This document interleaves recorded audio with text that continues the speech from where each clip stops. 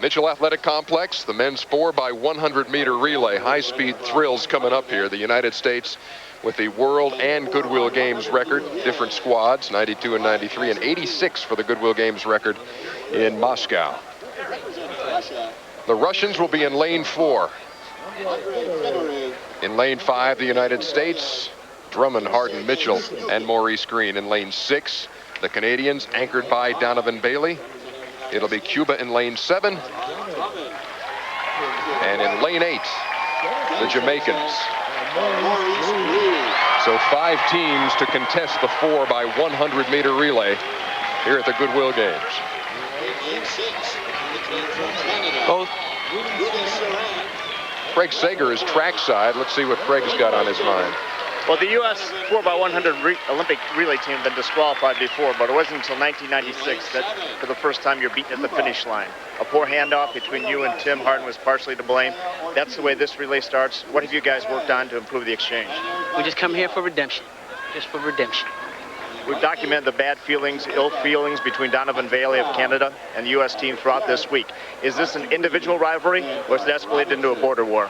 Me versus first leg, Tim versus second leg, Dennis versus third, Mo bringing it home, baby. That's what it's all about. Well, you're running for your team, the country, also the memory of your former coach, George Williams. This one's for Papa Bear. Good luck. Let's go back to Ernie. All right, thank you very much, Craig Sager. Little adrenaline running around down there on that track right now. But I have to say, was that wise? You're getting ready to run a big relay. Was it wise to do an interview right before a race like this? Now, Canada is missing one of their athletes from the 96 gold medal team. And in fact, they have switched their lineup tonight in order to try to match up better against Drummond, Harden, Mitchell, and Greene. It should be a great race. We'll have to see if it comes down to Donovan Bailey and Mo Greene. Of course, Mo Greene is one up on Bailey at this point. 5 teams waiting on a gun. The 4x100 m. Once again, the U.S. in 5, Canada in 6. The race should be there.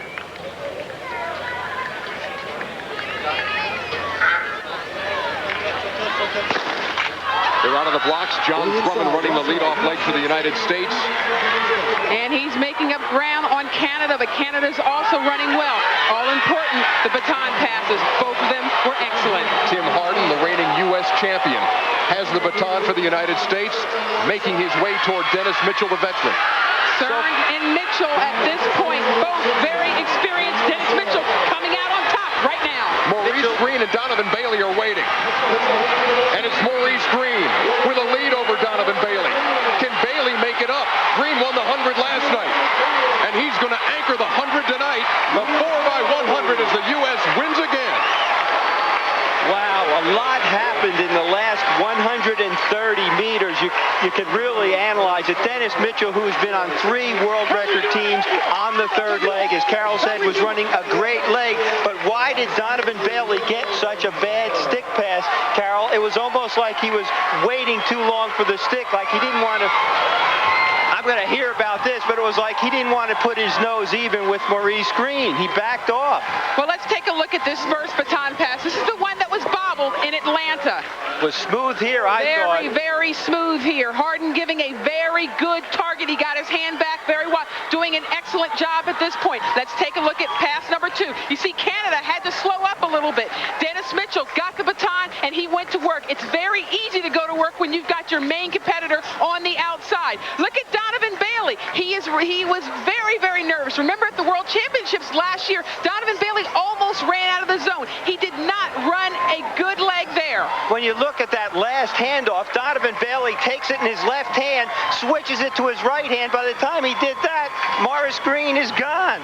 Well, you know what? Carl used to do that all the time, and it's comfort. But at that point, after he ran out of the blocks, he got the baton in a horrible position. And I think at this point, he already knew that he would not catch Maurice Greene. When you've got an athlete that is high and tight on his game right now, there is no way you're going to catch him when he's that excited.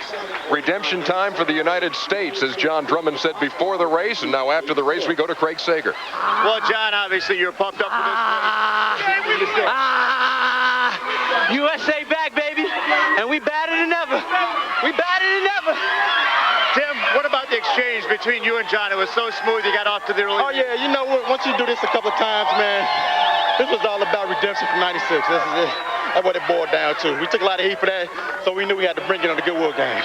Dennis, you've anchored world records before. What does this mean, getting the relay back to the United States after Canada won it in 96?